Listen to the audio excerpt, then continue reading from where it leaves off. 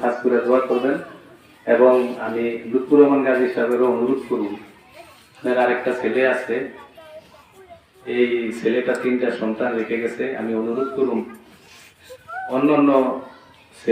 অন্য ছেলের সন্তান ধরে আপনারা যেভাবে রাখেন, আপনি অনুরোধ করুন আর এভাবে একটু মানুষ করে নেবেন। এই পাশাপাশি কিছুদিন আমি একটু কুমিল্লা গেছিলাম, ওজন গিয়া সাদা গিয়া যেন বাসে বসে গেছে, আমি করতাম না, আমি একটু নির্বাচন অফিসে গেছিলাম, আমি উঠতে গিয়ে সামনে বসে বসে সিট পাইছি এখানে। তো পিছের থেকে ভাড়া কেটে আনছে, আমার ভাড়াটা নেয় নাই, আনলে বললেন আমার বাপ ছেলে হিসাবে ভাড়াটা দিতে পারি না, তখন আর আসলে আমার কোনো কথা থাকে না।